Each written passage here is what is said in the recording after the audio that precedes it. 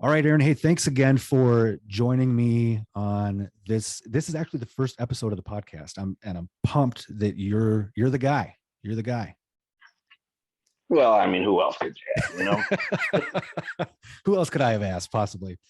Go after the biggest star you can find. I mean, certainly the most expensive. I mean, with the huge budget that we have here, I was able to really open up that checkbook and make things happen here just for our listeners out there. So I told Joe Rogan he had to wait a week so I could do this. I appreciate that. Joe Rogan doesn't have a TED Talk that's got 1.5 million views, Aaron.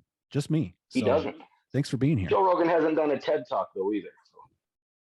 To be fair, and that's because maybe he doesn't have the material. Oh no, I like Joe Rogan. I'm not going to bury Joe Rogan. He's a dude I like.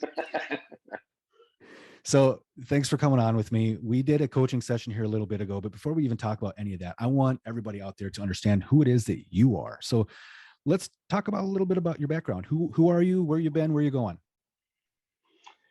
Yeah, I was born in a small town in Iowa. Did pretty good in school up until high school. And then I just realized school was not for me. Dropped out of high school, went and got what some people would call a real job. Did that for a while, decided I really wanted to have the certificate that said my name that I finished high school. My grandparents really wanted it for me too. So I went and did that, got my GED, started doing some backyard wrestling stuff in Iowa. Met you and some other guys from Minnesota that invited me up, came up and did that. About only 4 of us out of the whole crew actually went to a real wrestling school. That's crazy, by the way. If you think about that, there were a lot of us. That's crazy. Out of the amount of people between Iowa and Minnesota, between those 2 backyard companies, only 4 of us actually went and really did something with it. Yep. It's nuts. Yeah, I went to wrestling school. Did that for a long time. Wrestling was kind of my job for a long time. Started doing some more family stuff. Went and worked at a buy here, pay here car dealership that I hated almost every day of it, except I got to work with one of my best friends, which is pretty cool. But yeah, I did the wrestling thing for a while. Now I work at a car dealership. I love it. Bought a home a few years ago, which was pretty cool. Got married to, been married now for just over 5 years. My oldest daughter just had a grandson, and I should actually be finishing the legal adoption of Alex, my oldest daughter, anytime here now, sometime soon. It's important to us that I actually got to adopt her before her and her boyfriend / fiance now get married, so she could carry my name for a while into her wedding. That was important to us. So that's really cool. Yeah, that's kind of I mean, we're both super. She actually asked me for Christmas a few years ago. That was her Christmas present. I unwrapped this big thing covered in tons of duct tape, and it just said, "Will you adopt me?" Wow. And I lost it. Yeah, I'll bet. You ever see those things on YouTube where, someone asks their stepdad or mom to adopt them? And I put those to shame. I mean, full on heave, cry. But it was very cool. I had always wanted to adopt her. She'd always wanted me to, but she wasn't 18 and couldn't make that decision. Her biological father wouldn't let it happen, but now he doesn't really have any say over it. So, yeah. Fair enough. Yeah. So I want to talk a little bit about the wrestling stuff. You and I met because you were leaving one, and I'm not going to call them backyard promotions. Nobody's ever going to get me to say that, because I'm going to tell you why. We were working harder than any independent wrestling promotion, easily. Where the moves sound, were like, aside from the in-ring performance, yeah, they were really good shows. Well, we were actually voted the second wrestling promotion in the state 3 years in a row, behind only Steel Domain. I did not know that. Yeah, AWO was voted in Doc DX's deal and one other place. And my almost 3 years up here, it was Steel Domain won, and we were second. We actually tied Steel Domain in the second year, and the tiebreaker was like, they asked 5 people to vote. It was Hockey Mask and a couple other guys who had never really been to our show. We lost 4-1, but that was pretty big. We ran more shows back then than anybody.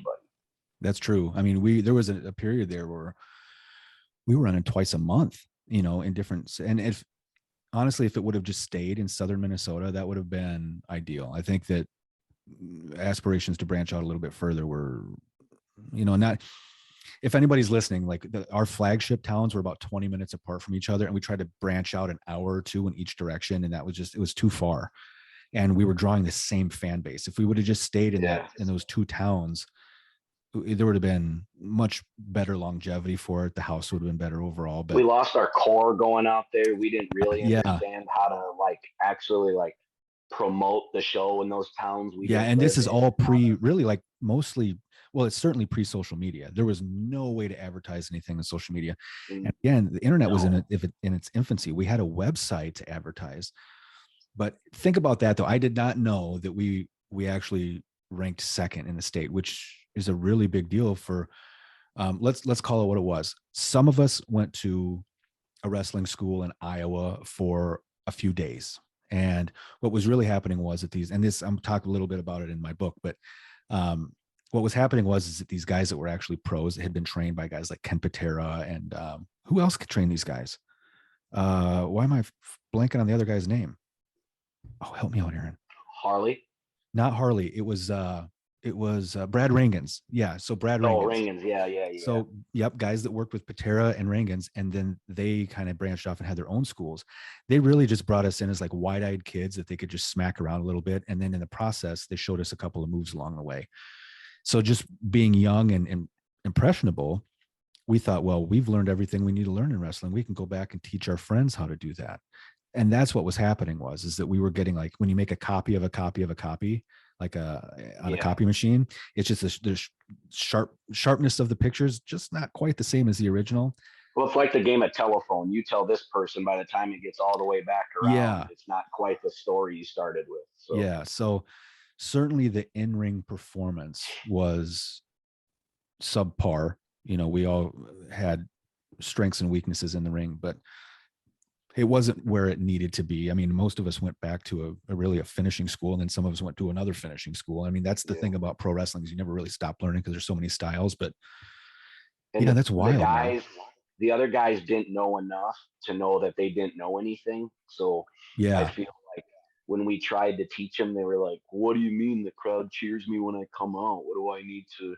I know how to do a suplex." And you're like, God, and you want to be like, it doesn't matter if you know how to, but I think those of us that were meant to go on did, and the rest, who I still see a few of them every now and then, are doing their thing. But those of us that really cared for wrestling and liked it went on and did something with it. All four of us did something. That's true. And I want to talk about that a little bit. So of the four of us that went on, and I'm just going to put them over right now, you, me, Chaos Cody O'Neill, right? What did he go by? The Suntan Superman? At the end. It was Chaos, and then it was Suntan Superman, Cody O'Neill. Yep. Cody O'Neill. Okay. So that's one guy, just so everybody knows, that's one guy. So me, Aaron, Cody O'Neill, and then Shimdog. So that was the fourth one, right? I mean, it was really the four of us from the same town, almost all living together at one point for a minute. I mean, it was referred to as the Albert Lee office by all the dudes in Minnesota and Wisconsin. They called the four of us the Albert Lee office. And the reason for that was because, go ahead. We always stuck up for each other. We always, where one of us got booked, we always tried to bring a minimum of one or two of the rest. And a lot of times, if you saw one, the rest of us were there, whether it was you and Shane and Kenny working, and I was reffing or doing security because I paid more dues than anybody in the history of Minnesota wrestling. That's true, by the way. Where you saw one of us, the rest of us were, and I think we all tried to bring each other up, and until egos eventually got in the way. But I think for a long time, we all really tried to help each other. I was as guilty of that as anybody else. So the thing about that is that it made things really easy for us because we were all leaving the same town. We were all really young in the business. We all wanted to learn. That's all we talked about on those car rides was wrestling. That was it. There was nothing else that was important. And we were chasing that so hard that nobody could tell us that we couldn't do it. And I would argue, and I know I'm going to speak for myself, but maybe if you want to chime in, I did not have a plan B. So my plan A from as far back as I can remember is I'm going to be a professional wrestler and nobody's going to tell me I can't. And I'm going to just go as hard as I can. And my dream was, Okay. Don't laugh when I tell you what my dream was. Okay. I wanted to win the WWF or WWE World Heavyweight Championship in Madison Square Garden. Hey, and I think, It's a dream. right, it sure is. But I think that if you're in the wrestling business and you're not dreaming that big, then maybe the wrestling business isn't for you. Because I'm serious. Yeah. If your dream isn't to be the top guy, like the top guy, like what are you doing? Like, I could never stand when you ask guys like, "What's your goal in wrestling?" Oh, just to make a living at it. Shut up! It is not. nope. You want to you want to wrestle at WrestleMania, and you want to be the main event with your name on the marquee at Madison Square Garden or in a stadium somewhere or over in Wembley. Maybe some people's was. I think if you'd asked Cody O'Neal back then, he would have said his was to main event Tokyo Dome with Mm-hmm. Muda. Mm-hmm. But that's on the same thing as wrestling Madison Square Garden. Like I could never stand guys that said like, yeah, just to make a living at it. No, it wasn't. We all wanted to be Right. the biggest star in the world and be Yep. the guy. Absolutely right. And that's for those of you that don't know a ton about the wrestling business that are out there, that can also be kind of self-destructive as well, because because everybody is really vying for that top spot, whether you know it at the time or not, you're willing to do whatever it takes to get there. And some of that includes burning some bridges with friends, burning some bridges with family, and Yeah. I all mean, of that takes a toll. if you look back and how many, I can't, I don't think I could physically count the holidays, birthdays. I missed my sister's college graduation Yeah. Yeah. for a wrestling show to wrestle for 110 people. Yeah. But it was this, it was our lives. I mean, it's our lives revolved around it. The phrasing we would use in sentences while talking to people at a grocery store had wrestling terms in them. Yeah. I mean, it was just our lives revolved around it. I would finish a show, come home, and I would watch wrestling tapes and trade every weekend wrestling tapes and Studying. watch those all week. And yeah, and you would study them. The first time I'd watch them and mark out huge, and then I'd go back and watch it and go, how'd they do that? Why'd they do that? It's no different than a football player watching tape, trying to figure out a better way to maybe do a quick step to get around a lineman. But I mean, we would do it.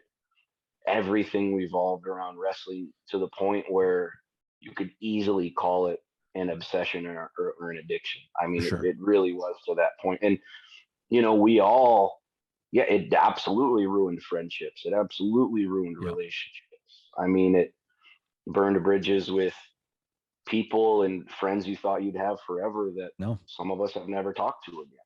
I was bullied relentlessly in school, like all the time in high school, terribly bullied. And I would never do that to anybody. I would never treat anybody that way. And then you get in the locker room and you get a little bit of power, and you and your friends are kind of the top guys in the locker room. And what do you do to the younger guys? I bullied them. Yeah. You're the varsity I guy did. now.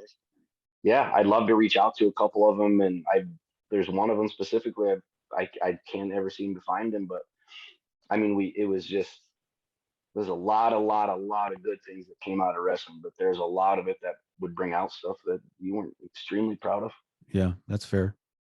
You think about like there's another, bring up the book again. There's a part in there that I wrote about, because we're talking about watching tapes and stuff right now.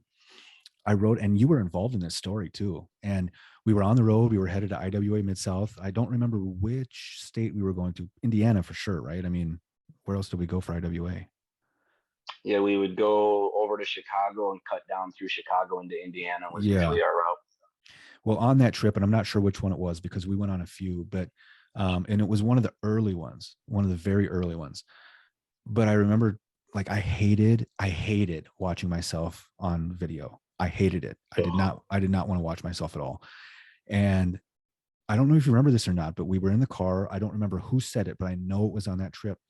And somebody mentioned watching the tapes back like we were an athlete that was trying to observe our own performance to get better, as opposed to like watching them to critique the moves that we were doing.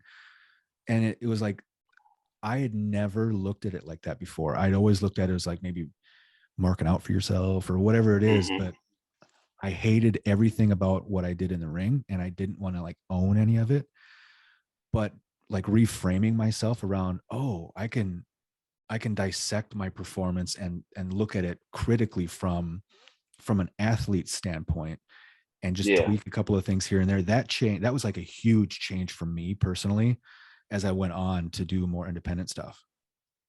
Yeah. I mean, if you'd watch it, if you go into it that mind frame of don't watch what you do right or necessarily what you do wrong, but what can you do better? You know, the way your face looked when you did that, or the way your body moved, or the way you sold a certain thing, or whatever. You know, I would watch myself to mark out sometimes, be like, "Ooh, I had fun that match," and then you'd watch it and go, "Oh, Yeah. golly," Yeah. you know. But yeah, if you could go into it with that mindset, I think it's extremely important because you don't know how you look to the crowd because you're not watching it. We would break down everybody else's matches. Why wouldn't we break down our own, you know, and have the Right. same critiques about ours we would about them? Yeah. It was really just like looking at it from like being a professional wrestler. Like that was a huge part of the professional part of it was, do you have the skill set and the, you know, the emotional intelligence to sit there and criticize your own performance in order to get better, as opposed to like looking at everything you did wrong and feeling sorry for yourself. Right. Exactly. So that was a huge turning point for me. So anyway, back to you. So let's talk about, you went on to do a lot of stuff in the independent scene. I mean, you've been a fixture in the Minnesota independent wrestling scene for the better part of 20 years. So let's talk about like, where did you, I got out of the business way before you hit your peak in the independent scene in Minnesota. When was that for you? When do you think like I've climaxed? I think I think tag wrestling for me has always been what I've really excelled at. For some reason, I just get tag team wrestling. I think there's a real art. I think a tag match is way harder to make look good or be super presentable than it is a singles. Obviously, a big part of it is just because of the numbers. When you're doing a singles match, and you know, even if the other dude's not good, you can kind of carry him to be at least presentable or something good. In a tag match, you've got a lot of other factors to worry about. And there's three other guys plus the referee. But I think probably he might be the most unpopular dude in the entire history of Minnesota. But when me and John Johnson were a tag team as the Misfits, we wrestled the O'Neill twins quite a bit. Um, I use the example that we wrestled at these high schools all over, just north of the cities. And the first time we were there, there'd be 500 people, and 6 months later, we were there, there'd be 1,000. And eventually, we worked in front of just under, and it's not one of those promoter counts of people. It was a true count of just under 3,000 people that watched that tag match and watched what we did. And we legitimately, and this is no joke, we got a 5 minute standing ovation after the match. They were so blown away by what we did. And I think around then, I think I really grabbed onto something. The dynamic of myself and John, he was the big power guy. I was the guy that would usually come in and get bumped around a little bit. And the O'Neill twins had their thing. I mean, the twin gimmick was good, the athletic stuff they could do. I think, and creatively, just the way my mind was working at the time and the ideas I would come up with. And I would usually be the idea guy for those matches. I'd be like, we always do this.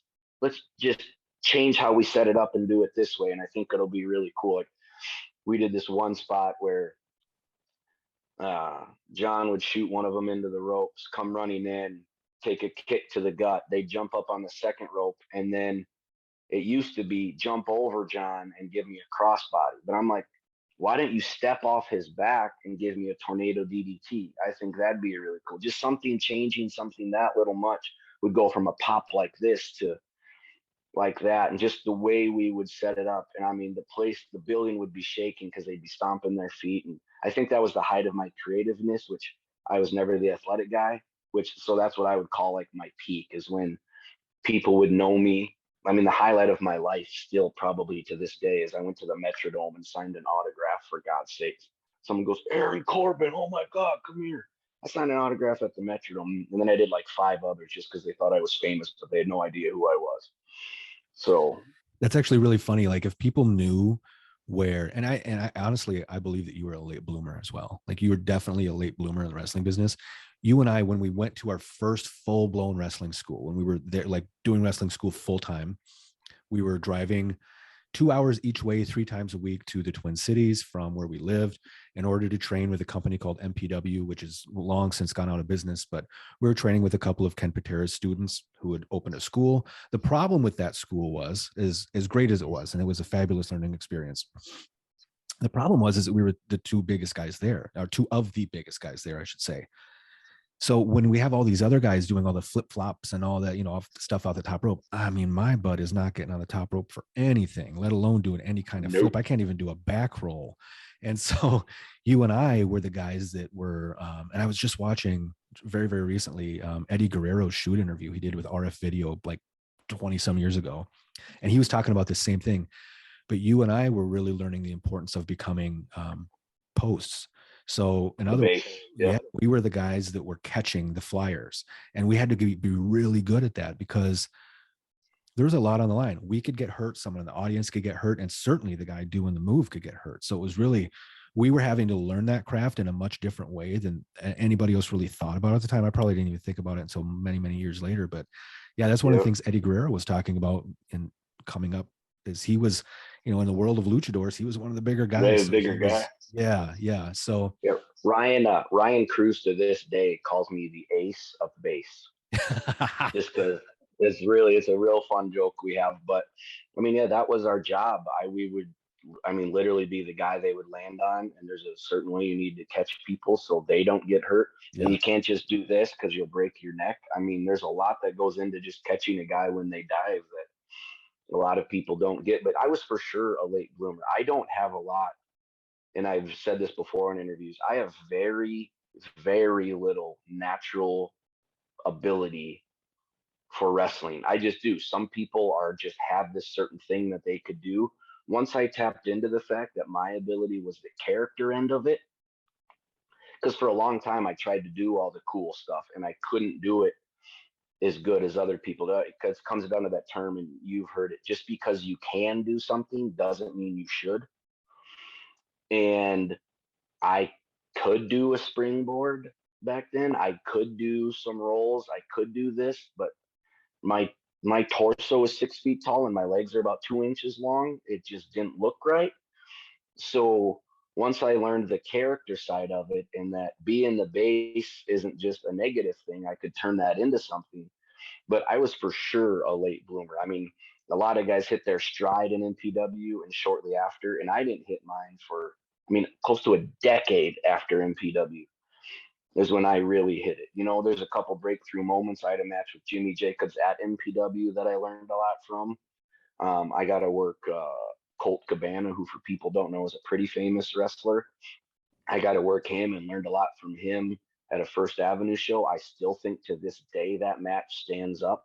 I was actually talking to a guy named Eric Cannon the other day about it, and he's actually a fan of that match, and which kind of blew my mind. But it's just, not everybody hits everything as quick, and it took me a long time. Yeah. But people can never say I didn't stick with it, because even though I was a low guy on the totem pole for a decade on every show, I was there.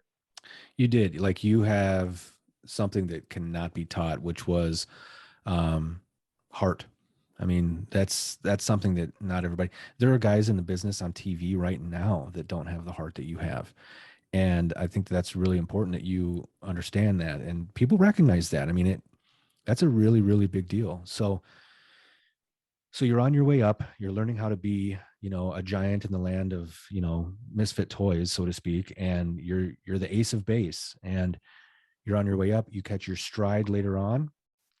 You realize tag team wrestling is really maybe one of your strong suits. I know that you were constantly heavy-handed in any kind of booking. I know that when I was running a promotion, you were helping me out quite a bit. You have the ability to see big picture stuff. And again, that's another trait that not everybody has. So when did you know that you were on the backside of your career? I knew I was on the backside, and I know you've used this term in the past and other guys have. When it went from being, I get to go wrestle this weekend, to I have to go wrestle this weekend. That's when it turned. And when I was willing to cancel wrestling shows to do family stuff, and when I was willing to not, like a promoter would call and I have this, and rather than just say yes, like, yes, I'll be there. Yep, whatever. Okay, yeah, thanks. I'd be like, well, and I know you've done this. This is what I need to do it. And if they're dumb enough and willing to pay that, of course I'll go do it. But knowing full well they're not going to, you basically price yourself out of it. And when I still absolutely love wrestling, but there is no way I could do the trips we used to do. I just couldn't. And a lot of it had to do with, for a while, the four of us traveled together. And then that changed to three of us would travel together quite a bit. And that changed to two of us would travel together quite a bit. And then I would travel with Cody O'Neill quite a bit. And he was in Albert Lee. Then he moved to the city. So now I'd have to drive to Burnsville by myself before I'd have someone to carpool with. And then he got out of the business. So now I'm driving to shows by myself or having to ask people to go with. And that's not fun. And then I'm doing those shows for AWF and Tony DiNucci, and I'm having to drive to Elk River by myself, which isn't a terribly long way, but 2.5 hours is a long way. And the worst part is then after the show, you're dead dog tired, you're sore, and you're driving 2.5 hours back. So I just realized when wrestling became A chore, right? wrestling became a yeah, wrestling became a chore and a hobby, and it wasn't my life anymore, right? Like that's when I knew I was on the backside. I wasn't as bummed about it as I thought I would be. I'd always thought when I was kind of done with wrestling, I'd go into a full clinical depression, but there was still some stuff you would miss about it. And if I could teleport and do shows and teleport right home, I might still be doing it more. But I mean, Yeah. you just can't sacrifice all that anymore. So yeah. All of which are really good points. That feeling that you get right before, and anybody that's in any entertainment field can liken themselves to this, that moment before you go out to perform, that moment before you go out to the ring or on stage or whatever it is that you do. There's that moment, like you got those butterflies, but it's just like raw adrenaline. You know that feeling? Yeah, and the nerves, the butterflies, the adrenaline. I loved that feeling, and that scares away a lot of people, but it drove me. Like I wanted that feeling so bad, it became like a drug. And being able to get that right before I went out, I thought, man, if this thing ever goes away, like that's. And it got to a point where mine went tell. away, where I'd be back there. I'd be yawning. I'd be like, oh, here we go. My music would hit, and rather than be like, oh, I'm about to be in front of people, it'd be like, oh. Then is that what happened to you? Is that why you? How did you know you were on your? Mine was really kind of the perfect storm, if you remember. So it was like that last 7 or 8 months that I was in, I had got my shoulder ripped up after having a surgery again. And so I knew I was going to have to go have a shoulder replacement. And there was a gal that was doing, she's a surgeon at the Mayo Clinic, and she was working on a lot of the Vikings, and she was only taking certain cases. Like she wasn't, you couldn't just get referred to her and she'd work on you. So I had gotten referred to her. She saw me and she's like, okay, let's set a date. I'll fix your shoulder. She goes, but you're never going to be able to wrestle again. Like she put screws and stuff in there. I've only got a certain range of motion of it now. So, and at the same time, like my wife was pregnant with our first child, and there was just so much more going on that I knew. Ah, you've been out that long. Yeah. Man, that's weird. Yeah. I got out in July of 2007. Goodness gracious. That's almost 15 years ago. And I have to be one of the rare ones that actually like left, never came back. Went back. Yeah. And that was hard too, man, because, and we're going to talk about yours as well, but that gap. So I left wrestling. I promoted just a very, very small amount of shows after that, 2 or 3 to be exact. And then I really tried to distance myself from the business as much as I could for the next couple of years. I isolated myself away from people like you and people that I had known for years. I began to burn some bridges because I got mouthy with certain people, and bridges that I have since fixed. But at the time I was in such a horrible place in my own mind. I had been chasing my dream for so long. And all of a sudden, I go from being Mike the wrestler to not knowing who I was Mike. anymore. And Yeah. I had and I have no doubt that any NFL player who's only played for a few years or never even gets drafted, like that stuff, like they go their whole lives being, you know, Nick the football player, to all of a sudden the next day you're just Nick the guy. And then you have to figure out, because your whole personal identity is wrapped up in that exact thing. I was Mike the wrestler for so long. I didn't know who I was without wrestling. And that scared Yeah. me. And I had no idea what the path forward was going to look like for me, because I didn't have a plan B. Wrestling was it. And it was sink or swim. And by the way, when I got out, let's see, 2007, I was 25 years old. 25. I And had no done life plan, no idea what to do. nothing. I had a kid on the way and I had no plans. I had no education. I had not finished my bachelor's degree at that point. I hadn't even gotten my associate's degree. So I was scared. And that's that piece that I really wanted to talk about is, um, how that element begins to impact the decisions that you're going to make as you move forward. Once your identity as Aaron the wrestler starts to become blurry, and you have to sit back and figure out, like, what are you going to do with the rest of your life? You and I just did a coaching session here a few minutes ago, really talking about what the path forward looks like. And just so people know, again, the difference between lifestyle coaching, which is what I've been taking on, and therapy is that therapy is rear view mirror facing, right? You're looking at some event behind you that changed your life to get you where you are today. Lifestyle coaching is the opposite of that. It is forward facing. It is saying, where do you want to be? What are the obstacles in your way to be able to get there? And how can some advice or some direction help you remove those roadblocks so you can be successful in whatever quest that is, that you have as you move forward? I wish I would have done some kind of life coaching at that point. I didn't even really know about it. I felt the weight of the world on my shoulders as I tried to transition away from being involved in the wrestling business, this thing I loved my whole life, and it became something that I hated. And Hmm. and over the years, I've become a big fan again. Like I can honestly say I'm in a place now where I'm a fan of wrestling again, and it's such a great place to be, because I remember what it was like to be a fan, and now I have kind of that critical eye because I've been there. I can relate. Yeah. But talk to me a little bit about, we did some of the life coaching pieces. I want to just know more about your transition as you realize that you were on the backside of the wrestling business, that you got as far up that ladder as you were possibly going to get from an entertainment aspect of it. What were you going through? What were some of the emotions that were going through your head, and how did you handle those? When I kind of realized that being an on-camera performer for WWE or ROH and AEW didn't exist back then, so um, it was kind of a tough realization because, like you said, I was Aaron the wrestler. My whole everything in my life revolved around wrestling. Watching the tapes, the way I would talk to people, my every week, I mean, basically every weekend of my life back then was going to some wrestling thing, whether it was a 3 day shot, 2 day shot, a 1 day, 2 shows in a day. I mean, your summers you wouldn't make any plans for because there were city festivals everywhere. So when I came to the realization that, like, hey, my life's gonna go somewhere else that's not gonna be in front of a camera, and I'm gonna be some big, huge star with my name on the marquee. Um, I stayed in wrestling, but I got really sour on it. And you can probably tell if you watch my work back then that my heart wasn't in it. I didn't watch it on TV, which a lot of my friends have a tough time believing. Like my life, I quit jobs because I couldn't get Mondays off.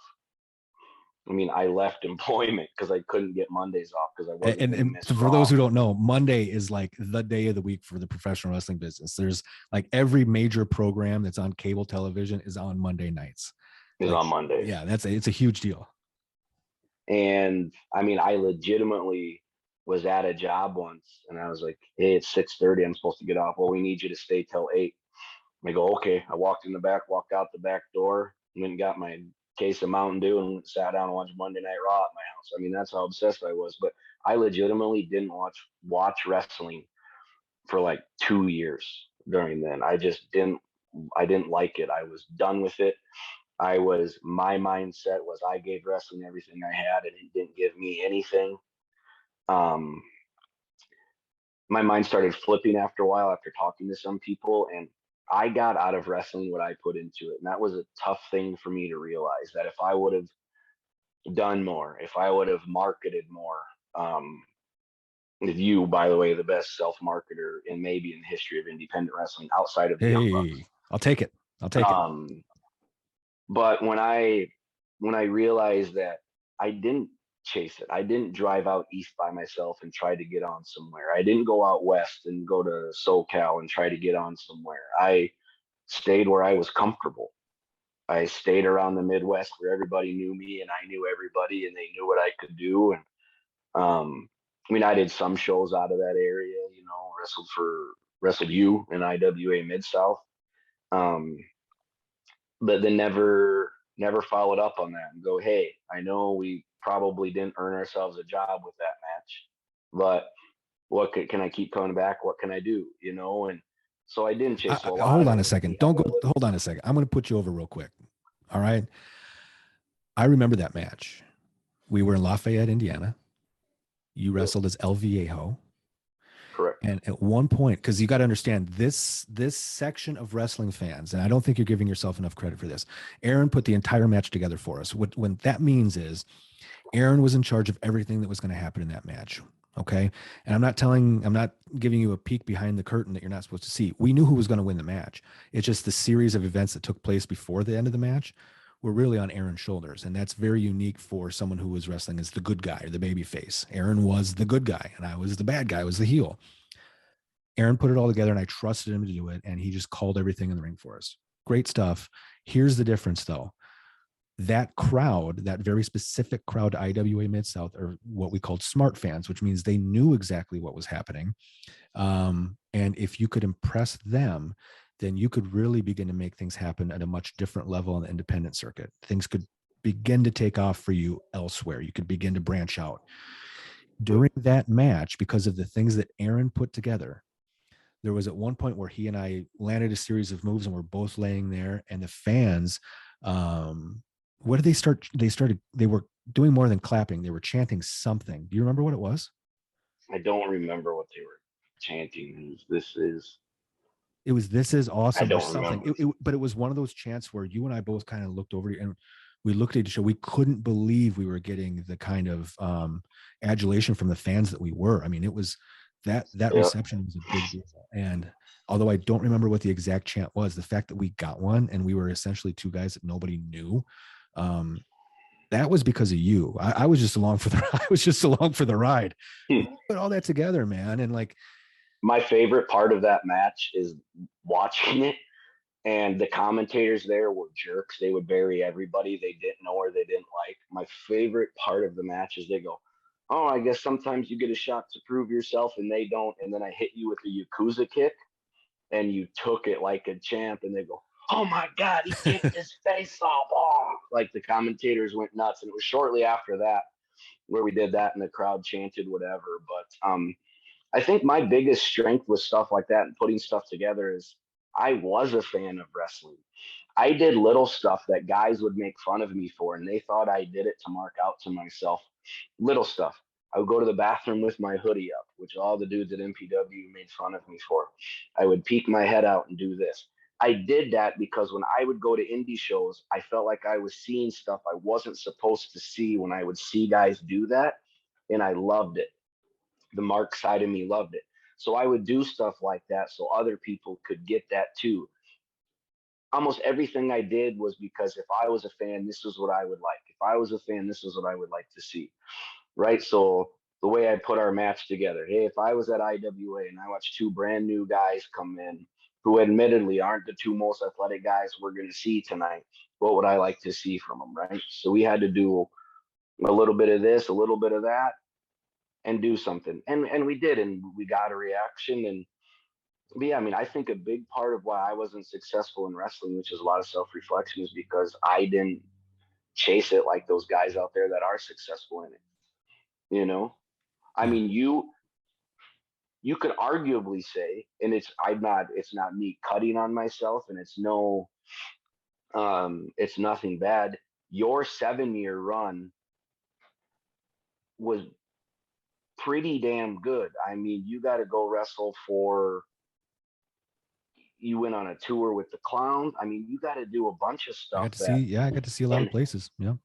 that all came, and it's not, I'm not saying you didn't get there because of your wrestling or you did because of your wrestling, but it all came from the marketing aspect. You marketed yourself so much that people brought you in that wouldn't even necessarily see you wrestle more than once, because it was just a professional way to do it. Yeah. And if I would have done that same thing and followed that and been in long, who knows where I could have gone, but I just didn't. So a lot of that was self-reflection. You had mentioned earlier in our coaching session, what are you risking by not going after your, what are you risking by not doing that? And if I would have had that advice from a life coach 15, 20 years ago, I mean, who knows where I'd be in wrestling now?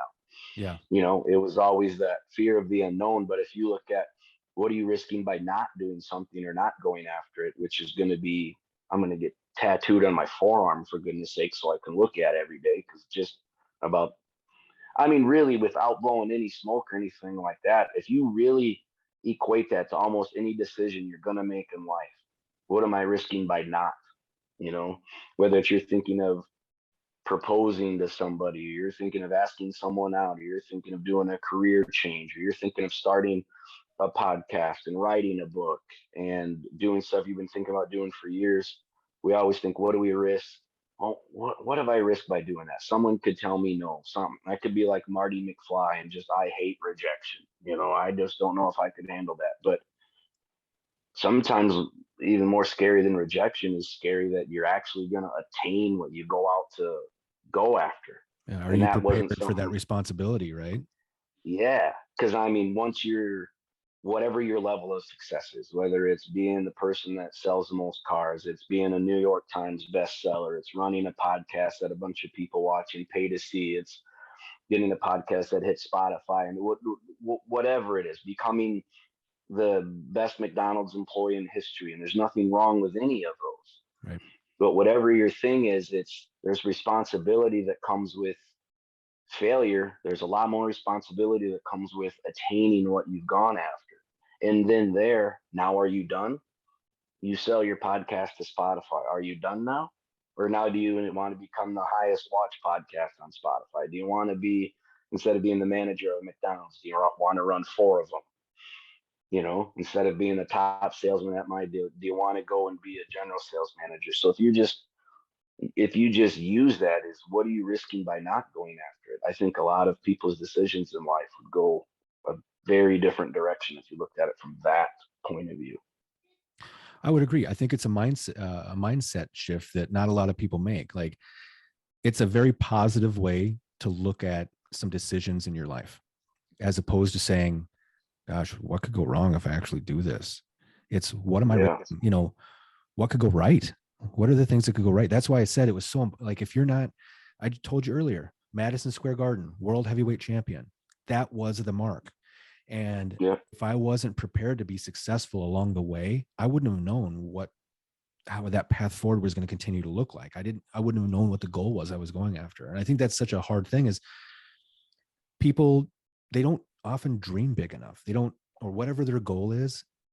And hey, if your goal isn't as ambitious as being world heavyweight champion for the WWE, that's perfectly fine. But you're right, Aaron, is that top of the mountain is different for everybody. I'm going to shift gears just a second, because I want to tell you a quick story. I went and spoke at my daughter's school. She's in middle school right now. She's an 8th grader, which, by the way, if you've ever had an 8th grader, you know what a difficult time that can be. And my daughter is, my daughter's great. And unfortunately, she's in the minority of when it comes to how 8th graders can be, man, because it's a tough age, you know, and they're trying to figure stuff out still. And it's, but I will say, when I went to speak that day to that school, they, for the most part now, were very respectful. And I got hit with this question, man. So here I am up on stage, And I'm trying to help them understand how to build their own TED Talks. That's why I was on the stage. It's like, here are the elements to what a good TED Talk looks like. And here's how you can use that. Because they were doing a TED Talk unit in their English class. And so they had asked me to come in and be a part of that and lend my credibility to whatever it is they were doing. So I agreed to go in, and here I am. I'm just going to town on it. Got my PowerPoint deck, and I'm going to do a Q&A. And I start doing a Q&A, and there was this girl back row, man, and she raises her little hand, and I call on her, and here's what she says. Would you consider yourself a failure because you were not world heavyweight champion and you had to go on to do something else? Oh, Right.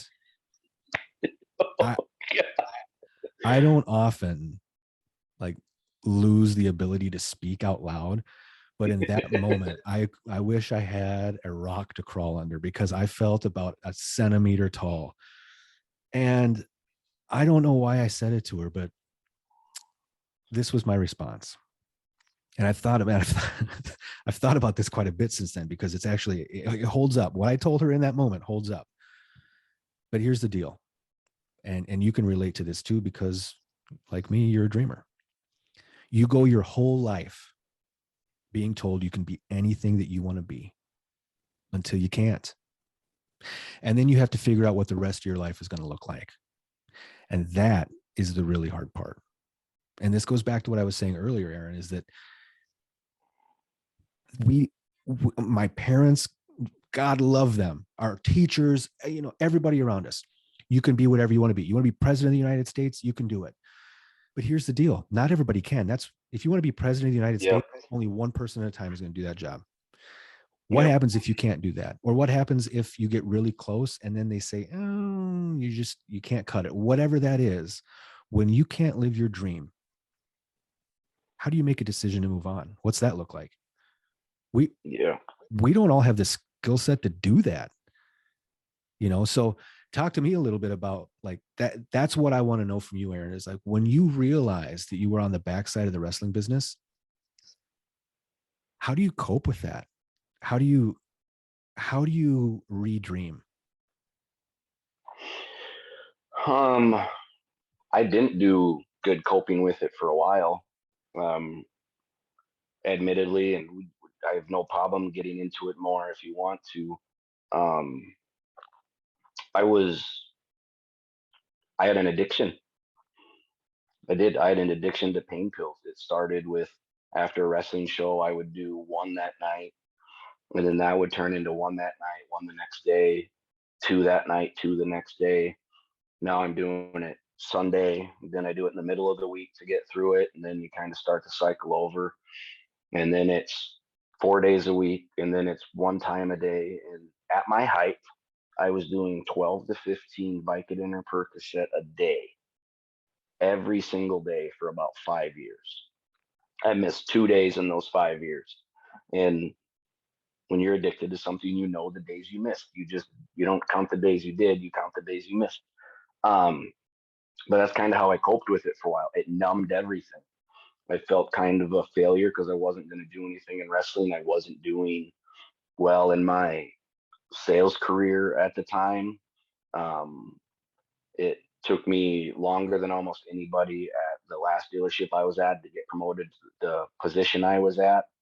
I wasn't doing well when I got there. There was a ton of paperwork involved, and because of my God-given ADHD and some other things, I'm not great with paperwork. I'm just not. So I was struggling. So I medicated and numbed, and that's how I got through that. So I didn't deal with it well for a while. And then when I got better, I just told my wife. Everything came clean about all of the stuff, all of the addiction stuff, was honest with her, went and talked to a doctor about it. I chose to go the medically assisted route to get off of it. Everybody can do what they want to do. It's different. But, and then I realized, like, how bad is my life really? I've got two girls who are super healthy and happy and love me to pieces. My wife, for some reason, who should have left me 8,500 times, is still with me and my biggest fan and supporter. My mom's awesome. I've got a great sister. I've got a great core group of friends. I've got a nice extended group of people I've met through the wrestling business that I can call for stuff, for help if I need to. I have a roof over my head. I never wonder where my next meal's coming from. I mean, it wasn't ever really that bad. You just convince yourself that, oh God, I didn't get this thing I was chasing, and I'm not going to get there. And you made a point a while ago that I think is really important, and something that unfortunately I don't think gets taught enough. Not everybody can be everything, right? Not everybody. There are certain people, I am never going to be an Olympic champion at the 100-meter dash. I'm just not. I could have trained every day, all day, from the day I was 5 years old to the time I was 20, and I would have not beat Usain Bolt. I wouldn't have done it, right? We all have so I think it's important to dream big, but dream big in a form of reality. Your dream was reality based. You were in the wrestling business. You were on, that could have happened. I'm not going to I can't dream about being royal, being a member of the royal family in England, because I'm not. There's 85 people in the line of succession in front of me if I'd marry one of them tomorrow. So I think if you dream big, but dream realistically, because if you dream big and it's not reality based, you're setting yourself up for a humongous letdown. Right. And I think when you dream big, you have bullet points on the way there. I want a main event Madison Square Garden. Here's my bullet points on how I'm going to get there. It's no different than giving a speech in front of people. Some people have it word for word. Other people have bullet points of what the end of the speech is. I want applause at the end of the speech because I did a good job, but I've got bullet points to get there.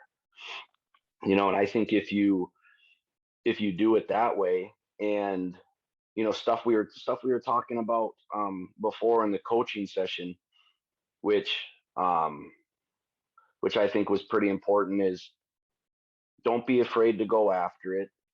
Make sure you go after it. But I had myself convinced that I was scared of change. Right? I've always, I hate change. I tell people at work, I hate change. I hate when stuff changes. Or don't change the process of how I do this paperwork. I hate change. And then you pointed out, maybe I don't hate change that bad, because every time there's been a major change in my life, something's great. Something great has happened from it. So, but yeah, I didn't handle it well for a while. But then when I realized that, like, I think what it was, I read a quote somewhere that if you live in America and you have a full-time job, and whether you rent or own a place, and you have 2 square meals a day, you are in the top 1% of wealth in the entire world. What am I complaining about? So I didn't get to be in front of the camera, but there's other stuff I can do in the wrestling business and be successful at. So, and I found the car business, which I absolutely love and adore too. So yeah, I guess that's the long version of how I didn't handle it well, and then turned into handling it pretty good. Well, I think it's what you did is you showed a lot of vulnerability here. So you hit rock bottom, man. And that's, it's not uncommon. I think when going through depression like that, when you have to accept the fact that life is about to change and you don't quite have the skill set to know how to pivot yet, you can. Mm-hmm. It's just that pivoting piece is the really, really hard part. And the acceptance of the fact that, that was a huge piece for me. I knew that I wasn't going to go back to wrestling, but accepting the fact that I wasn't going to be Cowboy Gator McGraw anymore. Yeah. Buddy, that one was, I know very few people still in Albert Lee, so everybody understands. I tell people every now and then, if we do talk, hey, I just talked to Mike. Who? Gator. I just talked to Gator. Like, you're still referred to as Gator, like all over Albert Lee. People know you as Gator. So like you said, that had to be, when you go from being, I'm Cowboy Gator McGraw, with the chaps and the cowboy hat, like the picture up at your TED Talk, which is one of the best 8x10s Minnesota's ever seen. But when you go from that to, I went from being, I'm Aaron Corbin, and people still call me Corbin. My nickname around town is Corbin. When I went from being, hey, I'm Aaron Corbin to I'm Aaron McVicker. You know, Yeah. it's a mind trip, man. It really is. Yeah. We actually spend, especially anybody, again, this goes back to that identity piece, with as much time as we spend creating this character and living as that character, and the lines between reality and the ring life begin to blur. Very blurred. Yeah. Right. Because you become that person, maybe just not not to use the cliche, but you're just not that turned up version at all times as you are in the ring, but you are that guy. And like I said, until all of a sudden you're not, if you haven't begun to redream and focus your efforts somewhere else, it's going to drive you into a place that's really, really dark. And take it from two guys, Aaron and myself, who've both been there. I've been there. I think one thing, and we've talked about this, it's been years, but we've talked about this. This is the reason relationships that start in the wrestling business don't work out a lot of the time, especially when wrestlers are with, I'll call them fans, when wrestlers are with fans. Is the fan dating, let's just use your two names as an example, right? You meet Cowboy Gator McGraw, but you go home or you end up dating Mike, right? Those are two different people. And a lot of people don't understand that because no one's yelling action or cut. We come out of the curtain, we do our thing, we go back, we walk out, we still look the same, minus maybe what we were wearing, but it's our face, it's our hair, it's whatever. And we've both seen relationships and things go end in an absolute dumpster fire of events because people realize that they thought they were dating this character, but there's this real person behind it. And a lot of those lines, like you said, get blurred. And it's a very big reality check when you realize that I thought I was getting Gator and I really get Mike because Mike is the person behind Gator. And not using you because you and Bree have been together since I've known you two, but like we both know exactly some relationships I'm talking about that have been like that. You start dating this character and then you're with the real person. And that's why wrestling is very different than some other stuff because those lines are more easy to blur. Like I do stage plays now. I've been in 3 plays now and I absolutely love it. It's amazing. But when people knew I was on stage and playing this absolute psychopath in this last play I was in, they knew that I was Cliff, but my real name was Aaron because it said in the playbill. Right? Aaron McVicker is playing Clifford Anderson, who's this, whatever.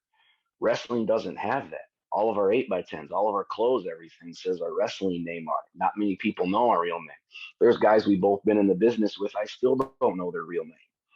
I refer to them as their wrestling name. And I mean, so it's a very, when you stop being that and you have to be yourself all of the time, because we're so used to putting on an act and we can switch it on and off. We'll be in a restaurant, someone will walk up and go, hey, aren't you Cowboy Gator McGraw? My son loves you. He wants your autograph. And you'll be Cowboy for the next couple minutes. And then you'll go back and have dinner with your family and your Mike again. So that can be a really tough thing. And we did it nowhere near as much as the guys and girls on TV. I can't imagine doing that 300 days a year and then getting future endeavored and being told now you're back to being you every day of the week. I think the movie The Wrestler is probably the best example, if people really watch that, of what can really happen at a super high turned up version of itself, but that's very real what that dude went through. I agree. You're so used to being, Randy the Ram, and now you're working at a deli counter, and it's very different, and it can, and I medicated myself to deal with it because I didn't know what else to do. So thinking about where you've been, where you're headed, give that person that's out there right now that's listening, they're also on the backside of whatever their dream was, and they may not necessarily have a plan. Speak to them a little bit, give them a little bit of advice and maybe some encouragement. Yeah, I would say come up with something sooner than later of what you want your end goal to be. If you know that first dream wasn't going to work out, whatever profession, entertainment or otherwise you're in, and you realize it's not going to work out, come with an end goal of what a plan B would be. Hey, what else do I like cooking? Do I want to be the next Bobby Flay someday? Come up with what that is, and then give yourself some bullet points on how to get there, right? If it is you want to be a chef, the first thing you should probably do is look into culinary school, and then from there find restaurant jobs and so on. So just have an end goal, make the goal a big one, but make it attainable, because there's nothing worse than setting goals and having no chance to get there. That can be a huge letdown. And then just think to yourself, what do you have to do to get there? And what are you risking by chasing it? And what are you risking if you don't chase it? You have to look at both things, because, if you are making 200 grand a year at your current thing, maybe you can't afford to go make 40 grand a year while you're building up for that. But you need to look at that and but then also look at the fact that what if you don't chase it? What if you don't try to be the next Bobby Flay? You could end up making $1 million, $2 million a year doing whatever. So set yourself a goal, make it somewhat realistic, but make it big. Give yourself bullet points to get there. Don't be afraid to do it. Use outlets that are out there to help you with it. There's nothing wrong with asking for help. So many people are afraid to ask for help. And I would suggest, and this is going to sound like an insanely cheap plug, but it's as genuine as I can possibly be. I never in my life would have thought that I was going to get a life coach or do a life coaching session or a life coaching seminar. I'm telling you, it can open your eyes to a lot of things. So really look into that and try it. Use all the resources that are out there. Don't be afraid to chase it. Dream big, just amp yourself up and go after it. The worst that can happen at the end of the day is you don't get there. But maybe you don't get to your end goal of being Bobby Flay, but maybe you do end up running your own restaurant someday, which is still pretty darn successful. So that's what I would say. Any final words of advice? Fear isn't a bad thing, right? Fear can drive you to do some really cool stuff. So fear can either be the thing that puts that wall up and doesn't allow you to do anything, or it can be that thing that's right behind you that's pushing you forward, because if you stop going after what you're going after, it's right here and it's going to get you. So don't be afraid to. I think everybody should maybe look into talking to a life coach, reading a life coach book, trying to find ways to be successful. Talk to people that are in the field of what you want to do and just ask them for help, right? So many of us are afraid to ask. If you're trying to get into podcasting, reach out to the biggest podcasters. The worst they can do is tell you no. The coolest thing they can do is say, let me help you. Here's what I did. So don't let fear stop you from stuff, and just go after it. Life is short, man. We are both 40, close to 40. Well, you're right at 42, aren't you? I just turned 40. Yeah, like a month ago. Yeah, I mean, 40. Essentially, if you look at what life is right now, we're probably halfway through our lives. If you look at life, ouch, dude. Ouch. I know, but just don't waste time. Life is short. Before you know, you wake up one day, you're 40 years old, and you don't ever want to be woulda, coulda, shoulda. So just go after it. Try it. That's what I'd say. Any fans out there listening to this right now, where can they find you? Are you on social media? If they want to connect with you, how can they do that? I am on Facebook. I'm there as, you're going to laugh at this, as Aaron Corbin McVicker. I would never laugh at that. I would never do that. You just did a little bit. You almost did the full mic laugh. I'm trying to mute myself so nobody can hear me laughing. On Twitter, I'm at the THEE Aaron Corbin. And my Instagram is linked through my Facebook, but check me out. I've also got a page for my car lot. It's Aaron at Dave Severson. If you're looking to drive a nice car, come see me. Yeah, check me out. If anybody has any questions or love to talk, I'm an open book. I've got help from a lot of people. I'd love to help others. Well, I want to just take a minute to again say thank you for indulging me on this new journey of mine and being along for the ride. You've certainly shared out so much stuff. You've brought me back to some really great memories along the way, stuff that I forgot about, stuff that I wish I can keep forgetting about. But no, it's been a really great experience, man. And I wish you nothing but the best of successes as you move forward. Thanks, man. I appreciate it. I'm glad I could. It was an honor to help with this, and I'm looking forward to seeing where you go with this in the future. I'll be watching for sure. All right. Thank you very much.